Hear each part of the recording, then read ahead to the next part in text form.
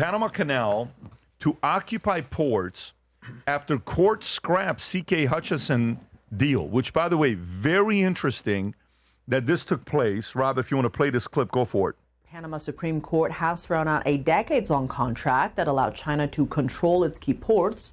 The ruling has sparked retaliations from China Wednesday, adding geopolitical tension around one of the world's most critical shipping routes. Hong Kong-based CK Hutchison says it intends to dispute the ruling and warns this could have major economic consequences. CK Hutchison says it's seeking extensive damages after Panama ended its agreement to operate the Balboa and Cristobal ports. Meanwhile, Panama's authorities have already begun inspections on the ports. They ordered the company to grant full access to property, data, and staff. Chinese officials called the recent ruling absurd. They warned Panama could face serious political and economic consequences. Panama's president says the country is asserting its sovereignty. It's now in talks with Denmark-based APM terminals to keep the ports running while a new public bidding process is set up. The Panama Canal handles roughly 40% of U.S. maritime cargo traffic and about 5% of global trade, making control over nearby ports critical.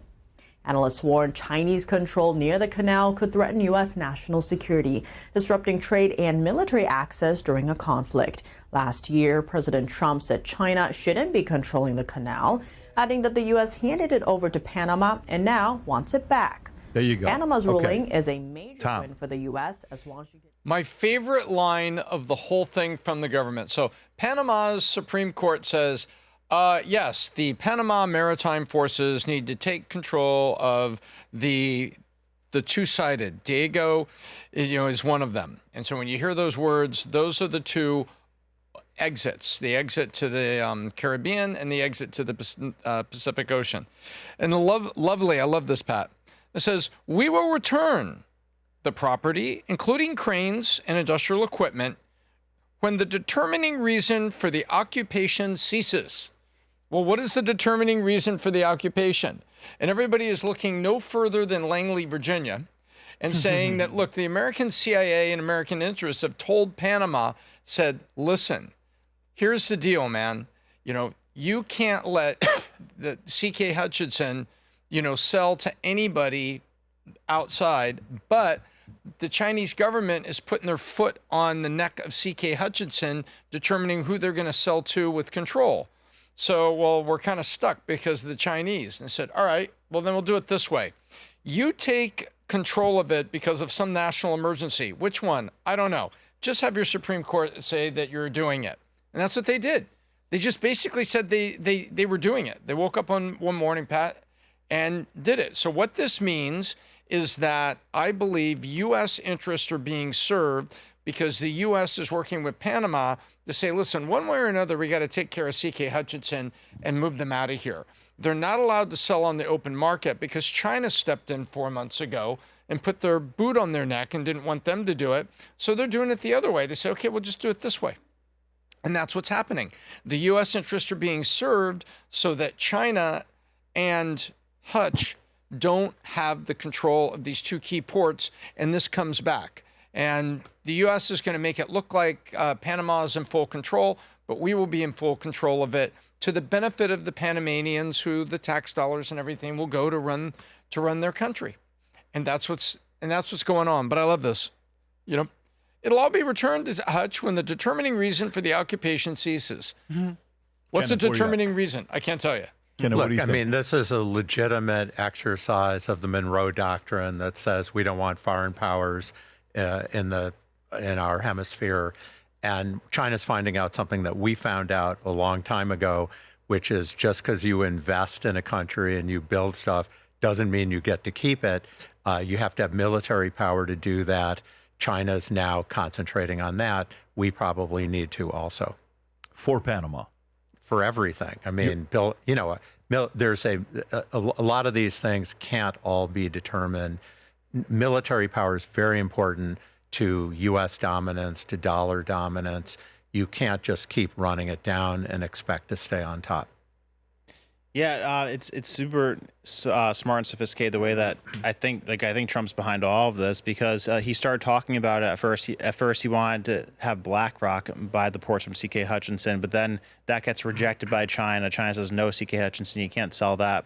And then all this time goes by, everybody forgets about it. And I assume Rubio maybe was talking to the president or the judge there who did that, or Trump was talking to him, and they come out as if it's their own idea to do an investigation into CK Hutchison and deem that there's irregularities. So, yeah, there's no way in the world, in my opinion, that they decide that by themselves. I think that's all the administration. So, great move. I mean, the first one didn't work out, so this is a good plan B. Yeah, and again, to me, if you go and look at the history of it, Jimmy Carter could have kept it. Yeah. He was a little bit too casual with what happened with Panama Canal. He could have taken it. If a President Trump was president during that time, it would have been a very different story of what would have happened in Panama Canal. But I'm so glad they're doing this. The question here is the following. Do you really think China's going to let this go? No. You really think China's going to sit there and be like, oh, really? Okay, great. Let's move on to the next issue. Mm-hmm. There is no way they're going to let that happen. I believe that CK Hutchison owns, I don't know how many ports it is that they were trying to sell to BlackRock. I don't know why I think about the number 42 or 45 is you can pull it up. And of the 40-something ports that they were buying, some of it was in Mexico. And the Balboa and the other one that they had were the main ones. But the deal was, how many CK Hutchison ports? In the deal, the $21 billion, 43 ports. Okay, so they were trying to get a proposed $23 billion sale of 43 ports that they owned is at risk. The deal includes 2 ports at Panama Canal. Can you go a little bit inside the article? I think some of it was also at Mexico and other places. Not as important, but it was all over the place. And that deal is gone. So Costco had initially indicated an interest in minority stake of 20 to 30% in the non-Panama ports. The shift position has raised concern from the buyers, and some people don't trust Costco as well because Costco's ties. Some people don't trust BlackRock, but guess what? I trust both of them more than I trust China owning Panama Canal. Yeah. Were you going to say something? No, here. Yeah. So I trust those two more than China owning it. So, but I do think retaliation is on its way. What retaliation looks like, I don't know. That president of Panama, he wouldn't speak that way if America didn't give him the nod to say, we have your back. Exactly. Do you not think a call took place where they said, hey, I'm going to do this, and U.S. said, go right ahead. We have your back. You don't think that phone call was made? Yeah. And right after Venezuela, like as proof of that boldness. I think that president needed the protection from U.S., and I think they gave it to him, and that's why he acted that bold. If Biden was president today, he can't be that bold. No way. No.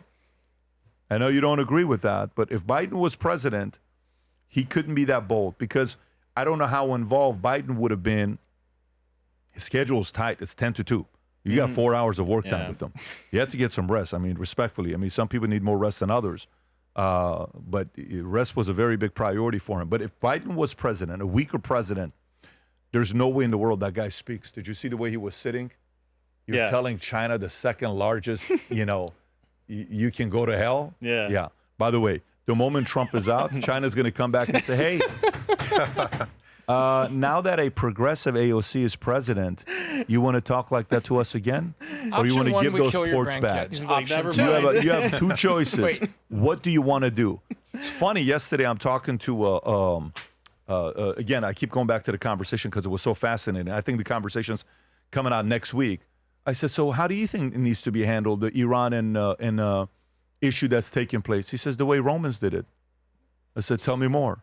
He says, go in, kill all the first line of leaders, and then say to the second line of leaders, you guys better be checked or else we're going to kill you as well. Then I said, you really would do that? He said, that's how the Romans did it back in the days. Wow. What a way to go about it, right?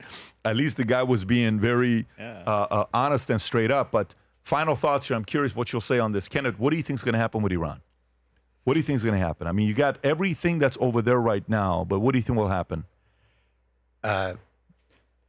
Boy, I have no idea. It certainly seems like President Trump's lined up and either get something really serious on nuclear. And after all, if Iran gets the bomb, that is transformative in global peace. There's no question about it. Either he gets something really serious like nothing we've seen, or we're going to have some kind of war. He said that specifically yesterday, where the negotiation was no nuclear. Is this it, Rob? Where it says no nuclear bomb ever. Ever. And they're trying to say 3 years. Why are they saying 3 years? Because they want an easier person to negotiate with next. Did Rob play the clip? Of the roadside bar. Can you fast forward to him speaking about? Last couple of months with the protests, they've killed at least, it looks like 32,000 protests. 32,000 protesters in their own country. They shot them and hung them. We stopped them from hanging a lot of them with the threat of serious violence. But this is some terrible people. They've already developed missiles that can threaten Europe and our bases overseas, and they're working to build missiles that will soon reach the United States of America. After Midnight Hammer, they were warned to make no future attempts to rebuild their weapons program, and in particular, nuclear weapons. Yet they continue. They're starting it all over. We wiped it out, and they want to start all over again, and are at this moment again pursuing their sinister ambitions. We are in negotiations with them. They want to make a deal, but we haven't heard those secret words. We will never have a nuclear weapon.